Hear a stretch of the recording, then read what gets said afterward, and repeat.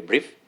Kamite itiganete cia bunge na ithiete na mbere na mihango ya kuhariria budget ya mwaka ukite wa kigina wa 2025-2026 kuria ithiete na mbere gucemania na honge itiganete cia thirikari guthurima mendekithia macio hari budget yukite.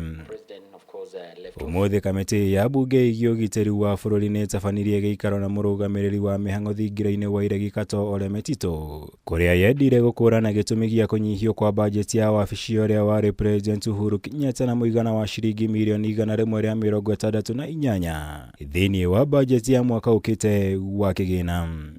There was an item this financial year, the one ending in next month, in that office of retired state officers, which was for medical, and it was actually a pending bill, which was an old item of the year 2024-2020. It was 2023-2024, so it was paid in the current financial year of 88 million. So it's not there this time. Kuringana na KATOO kigina kiria wabici ya president wa tene hetwo ni gatiba ya bururi gitihutitio na njira yothe inde mogaruruku maria matafanitio na ikinya-ini ria guthingatithia uigiririku hari uhuthiri wa kigina kia muingi. Due to that rationalization where every vote lost some fund, that office lost 80.8 million this financial year for operations and maintenance. So nothing really that is going to affect the statutory benefits of the retired state officers. Thingira wa IREGI wendekithĩtie kũgaĩrwo mũigana wa ciringi bilioni 8.5 mwaka ũkĩte wa kĩgĩna, iria milioni 894.9 macio marongoreirio gũtabania werũhia wa thingira wa IREGI wa Nairobi na ciama kaunti.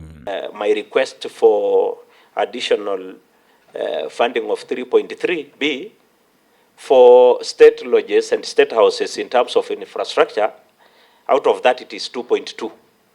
And I said very clearly that should we get that in this financial year, then we will take your guidance and wisdom in trying to do one or two big infrastructural projects in those state lodges. KATOO ningĩ nĩ athing'ĩrĩirio gũtetera namba nene ya atari a mũtongoria wa bũrũri na mũigana wa kĩgĩna kĩrĩa mathukagĩrwo ta mĩcara, akiuga president arabatara motaro kuma honge itiganĩte cia bũrũri nĩguo kũmũhotithia gũtongoria bũrũri na njĩra ĩgwete. Mwena-inĩ wake mũnini wa mũtongoria wa bũrũri Profesa Kithure Kindiki endekithĩtie kũgaĩrwo mũigana wa ciringi milioni 100 budget-inĩ yũkĩte cia gũtabania werũhia wa wabici ya Harambee Annex na ĩrĩa ya Karen. In the year 2025-2026 budget estimates, the office has an allocation of 100 million shillings under the development budget.